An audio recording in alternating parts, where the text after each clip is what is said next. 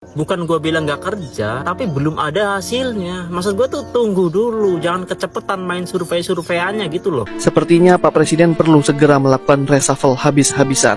Pecat semua menteri yang loyalitasnya masih kepada majikan lama. Tak ada gunanya menampung gerbong bobrok di kabinet Anda, Pak. Kembalikan tuyul-tuyul second itu ke tuannya. Jujur, gua lebih percaya hasil survei OCCRP daripada survei yang satu ini. Assalamualaikum warahmatullahi wabarakatuh. Kembali lagi di channel Prayoga Muhammad. Gimana kabar kalian semua? Semoga baik-baik saja ya, dan dilancarkan segala rizkinya. Beberapa hari lalu, Litbang Kompas memberikan survei kepada kepemimpinan Prabowo Gibran. Dan itu menunjukkan sangat tinggi sekali ya kepuasan dari rakyat, 80,9%. Coba kita lihat dulu beritanya. Survei Litbang Kompas, 80,9% publik puas 100 hari kerja Prabowo Gibran.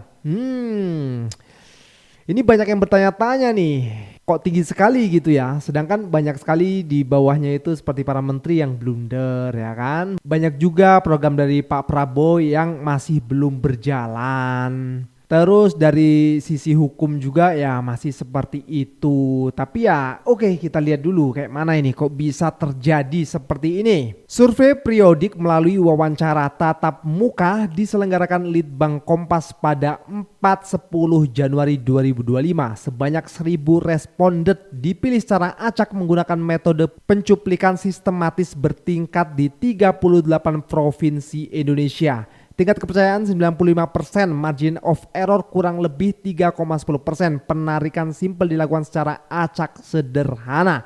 Tapi ingat, ini dari Kompas guys. Emang agak lain sih ya. Dan tentu netizen pun bertanya gitu ya. Coba kita lihat dulu di akun X dari John Sitorus. Gak ngapa-ngapain tiba-tiba angka kepuasan 80,9%. Padahal menterinya banyak yang ngaco. Mulai dari memakai KOP surat kementerian untuk acara keluarga, anggaran 20 triliun dari Kementerian HAM, hoax 40.000 rumah sudah dibangun, hingga KKP yang tiba-tiba tidak sependapat dengan Prabowo soal pagar laut Tangerang. Nah yang kayak gini nih yang akhirnya buat rakyat itu kok bisa gitu loh. Terus wakilnya apalagi, hari-hari cuma sibuk bagi-bagi susu, bicaranya bagai blunder yang gak pernah berhenti, sehingga tak ada pernyataan yang bisa didengar dari mulutnya selain bicara dengan anak-anak SD saat bagi-bagi susu dengan komat kamit. Makan bergizi gratis, apalagi amburadul, sumber pendanaan masih abu-abu, dari mana asal yang jelas, dana Basnas mulai diubek-ubek, bahkan ada usul iuran dari masyarakat yang awok.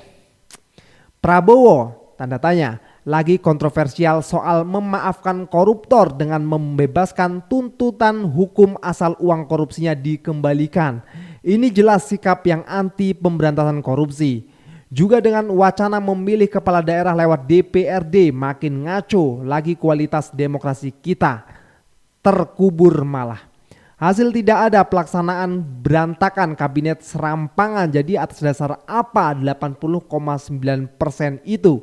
Jangan-jangan pelaksanaan surveinya didampingi aparat. Kayak Pilpres 2024 kan? Who knows? Nah teman-teman semua, coba kita lihat komentar dari netizen.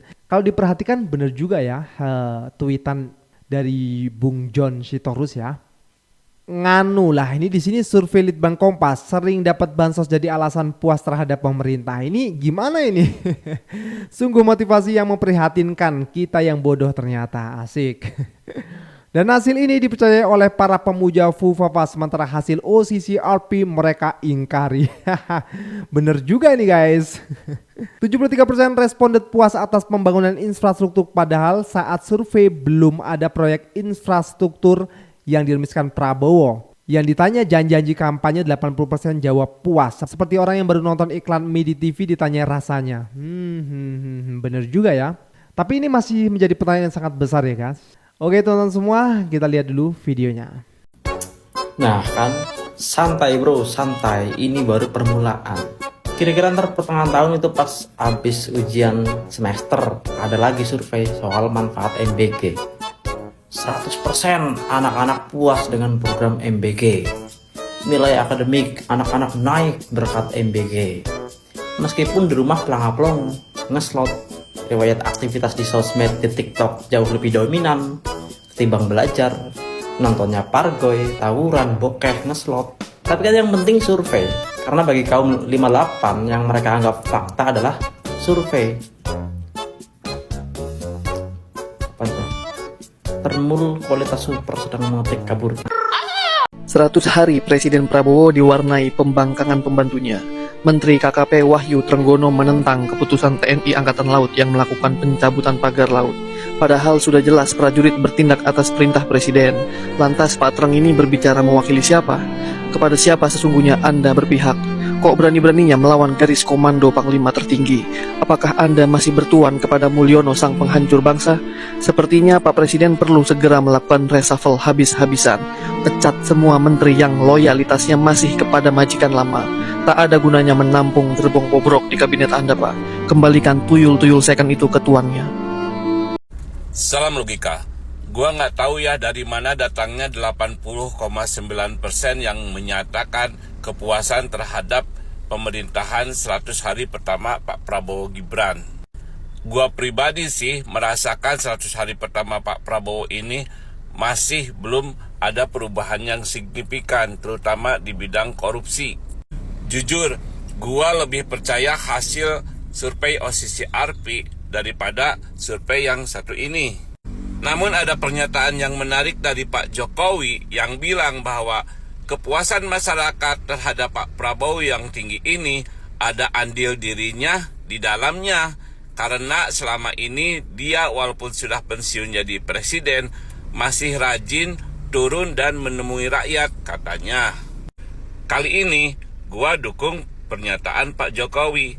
Ya iyalah, tanpa Pak Jokowi emang Pak Prabowo bisa terpilih menjadi presiden gitu? Dengan kata lain, survei ini menunjukkan bahwa rakyat senang kepada Pak Jokowi yang sudah memilih Pak Prabowo. Apalagi 100 hari pertama ini, rakyat pada umumnya masih punya kenangan manis diberi bansos oleh Pak Jokowi. Masih ngomongin soal survei, gue gak mau bahas angkanya dari mana, mau 80 kayak 140 patang kayak udah amat. Judulnya itu loh, puas dengan kinerja Prabowo Gibran. Soal kinerja berarti kan harusnya ada yang dikerjain kan. Nah sejauh ini kayaknya masyarakat deh yang dikerjain. Selain MBG loh ya, apa yang dikerjain? Menterinya banyak ulah, bikin masalah. Drama PPN 12%, BPJS, pagar laut, Sritex apa kabar? Belum lagi statementnya yang bikin gaduh, maafin koruptor lah, kelapa sawit juga pohon lah. Bukan gue bilang gak kerja, tapi belum ada hasilnya. Maksud gue tuh tunggu dulu, jangan kecepetan main survei-surveiannya gitu loh. Sumpah, gue lagi suka banget mantengin segala media Kompas. Iya banget, isinya tuh sering wawancara Jokowi meskipun udah gak jadi presiden. Iya, sampai Jokowi pakai batik dan Jokowi ketemu Farel dibahas loh. Tapi gue sebel, masih ada aja yang komen di medsos. Pentingnya apa ya, masih menyorot Jokowi, kan udah bukan presiden. Asli, pengen gue jawab, ya penting lah, buat kami kan Jokowi bagaikan dewa. Gue juga suka sama wartawan Kompas. Waktu Jokowi bilang 100 hari kinerja Prabowo Gibran itu bagus, mereka nggak ada yang nanya, apa penilaian Bapak bias karena wapresnya anak Bapak sendiri? Iyalah, nggak perlu sok kritis gitu, Nora. Tapi ada satu yang paling kita suka dari Kompas. Apa tuh? Tentunya survei Litbang Kompas yang bilang 80% rakyat puas dengan kinerja 100 hari Prabowo Gibran. Yoi, menyala Kompas ke. Kompas TV, masihkah independen? Masihkah terpercaya? Lagi rame nih, kemarin Jokowi sowan ke Sultan, katanya Sultan pakai batik geringsing. Dan kalian tahu apa itu artinya batik geringsing? Itu batik geringsing merupakan batik tolak bala.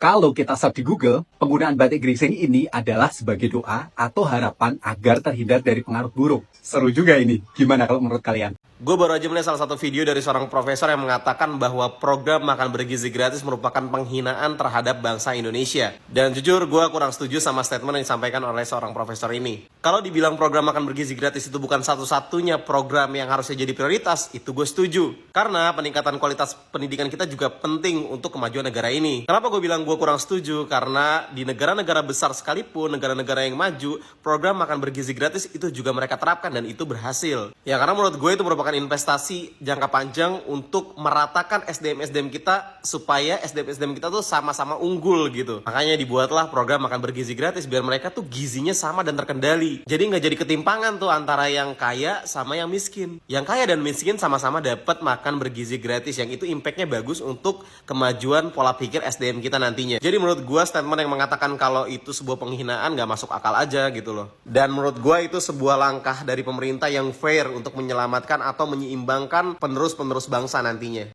Ini video udah lama, tapi entah kenapa di-up lagi oleh salah seorang pengacara terkaya di negeri ini. Saya mau bikin program memberi makan untuk semua anak Indonesia pun diejek. Ada profesor-profesor yang pinter-pinter kok nggak setuju. Profesor pinter atau bodoh, saya nggak tahu. Ini adalah strawman fallacy, sebuah sesat pikir di mana lo sedang berargumen dengan orang lain, kemudian karena lo nggak bisa membantah argumen lawan, akhirnya lo bajak argumen lawan lo twist bahkan lo ubah hanya supaya biar lo bisa nyerang argumen tersebut. Ketika banyak profesor yang mengkritisi program makan bergizi gratis, yang dikritisi kan bukan programnya, tapi caranya. Dari mana dananya, bagaimana SOP-nya, apa aja menunya, apakah rawan korup atau tidak gitu. Tapi di oversimplify, di twist menjadi profesor tidak setuju makan gratis, profesor tidak punya hati nurani. Waduh, ya Allah, kenapa negaraku? Profesor-profesor itu kan nggak pernah nggak setuju idenya. It's a fucking great idea. Bukan itunya yang dikritisi, itu caranya. Nah, ada dua kemungkinan teman-teman. Yang pertama adalah itu dilakukan dengan sengaja, oke? Atau kemungkinan kedua, presiden kita dia nggak bisa nangkep apa yang dimaksudkan oleh para profesor-profesor itu. Dan gue yakin bukan kemungkinan kedua lah. Masa presiden kita ngeblank? Apa memang ngeblank?